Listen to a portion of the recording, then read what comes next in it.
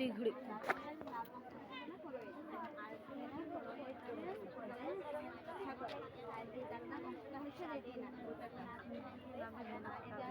প্রতিবিম্ব গঠিত হয় আর এই প্রতিবিম্বতেও প্রতিবিম্ব গঠিত হয় আর এই বেগুনি অংশটাকে বলে অন্ধবিন্দু। এখানে কারণ এখানে প্রতিবিম্ব গঠিত হয় না বলে একে অন্ধবিন্দু বলে। আর এই যে অংশটা ওটাকে হচ্ছে নিউক্লিয়াস প্রকাশ আর এই গোলাপের অংশটা হচ্ছে লেন্স আর এর সামনের অংশটা হচ্ছে পিপিল বা তারারন্ধ্র আর লেন্সকে ধরে রাখে সিলিয়ারি বডি আর সাসপেন্সরি লিগামেন্ট। আর আইরিস এটা হচ্ছে আইরিস আইরিস তারারন্ধ্রকে ছোট বড় হতে সাহায্য করে আর এখানে যে তরল পদার্থ থাকে তাকে বলে এক্সোস প্রকাশ। আর এই অংশটা হচ্ছে কনজংটিভা, এটা আমাদের চোখে ধুলোবালি আসলে আমাদের চোখকে রক্ষা করে। আর এটা হচ্ছে কর্নিয়া, মানে আমাদের চোখে আলো প্রসারণ মাধ্যম হিসেবে কাজ করে। শব্দের প্রতিফলন। আপনারা কি জানেন বাদুড়রা রাতের অন্ধকারে চলাফেরা করতে পারে কেন? সেটাই আমরা একটা পরীক্ষার মাধ্যমে জানবো। আমি একটা টেবিলের ওপর একটি ধাতব পাত রেখেছি এবং দুটো পাইপ নিয়েছি এবং একটি পাইপ দিয়ে আমি ঘড়ির টিক টিক শব্দ প্রকাশ করছি আর অপর পাইপটি এমন করে রাখছি যাতে প্রতিফলিত শব্দ শোনা যায়।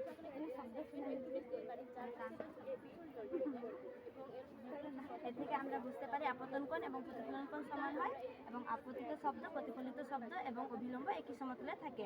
আর এই নীতি ব্যবহার করে আমরা অনেক কিছু জানতে পারি, যেমন সমুদ্রের গভীরতা মাপতে পারি সোনার যন্ত্রের সাহায্যে আর ডাক্তাররা আমার স্টেথোস্কোপের সাহায্যে আমাদের হৃৎপিণ্ড শোনে। শব্দের পক্ষে আমরা এটাই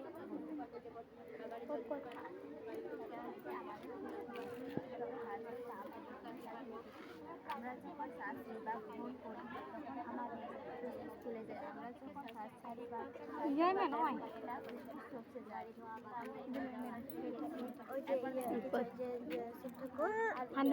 সেটা আমাদের ক্লাসে দিয়ে গেছে ওইখানে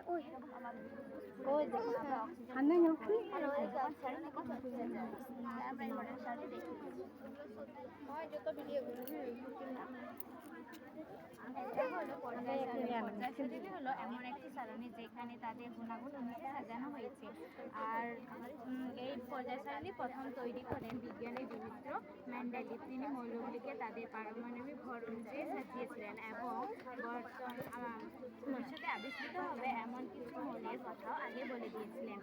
আর বর্তমানে প্রাকৃতিক ও কৃত্রিম মৌলের নাম 118টি, মানে এইগুলো 118টি আছে।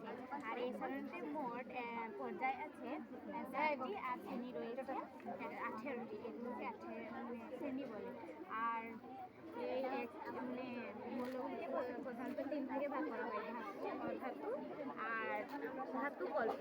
আর বাদিকে ধাতু থাকে আর ওইদিকে অধাতু থাকে। একটি পর্যায় সারণীতে বাদিক থেকে ডান দিকে গেলে পারমাণবিক সংখ্যা বাড়ে এবং আকারে ছোট হয়ে যায়। একেবারে শেষ শ্রেণীতে থাকে নিষ্ক্রিয় গ্যাস বা নোবেল গ্যাস। এইখানে থাকে হিলিয়াম, নিয়ন, আর্গন ইত্যাদি। আর আমার এই মডেলে আমি অনেক কিছু মানে অনেকগুলো রং ব্যবহার করেছি, যেমন ল্যান্টিনাইট, অ্যাক্টিনাইট, মানে এইগুলোভাবে সাজিয়েছি।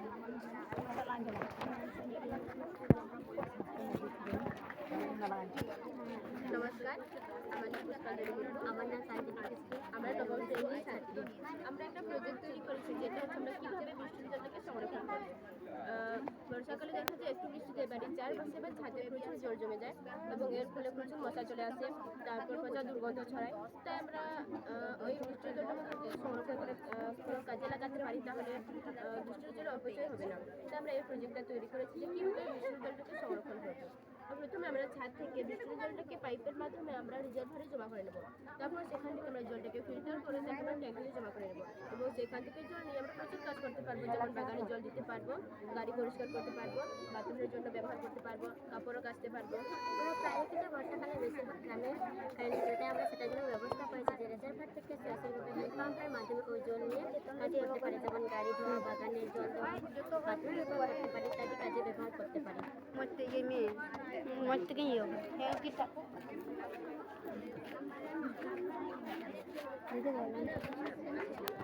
আমার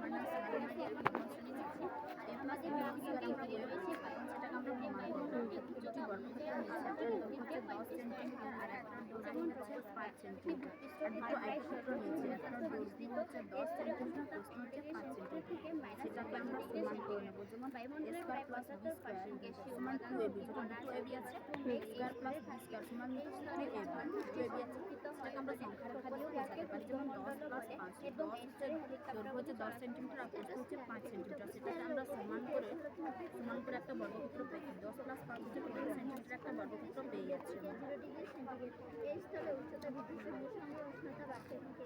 এই স্তরে মেঘ, ঝড়, বৃষ্টি, বজ্রপাত হয় না বলে স্তরকে শান্তমণ্ডল বলে।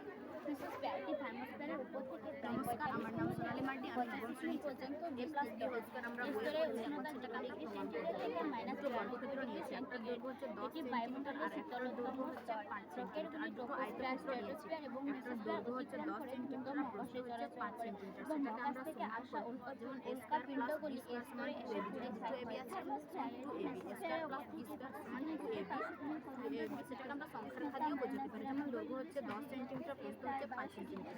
দৈর্ঘ্য 10 সেন্টিমিটার, প্রস্থ 5 সেন্টিমিটার, সেটাকে আমরা যোগ করলে 10 প্লাস 5 হচ্ছে 15 সেন্টিমিটার একটা বর্গক্ষেত্র পেয়ে যাচ্ছি। এই স্তরে এক্স রশ্মি, উষা রশ্মি ও মেঘাজামুখী রশ্মি ও গামা রশ্মি সৃষ্টি হয়। ফলে উষ্ণতা দ্রুত বৃদ্ধি a plus b whole square পায়। বইয়ের পড়াতে, এটা তো বুঝতো না,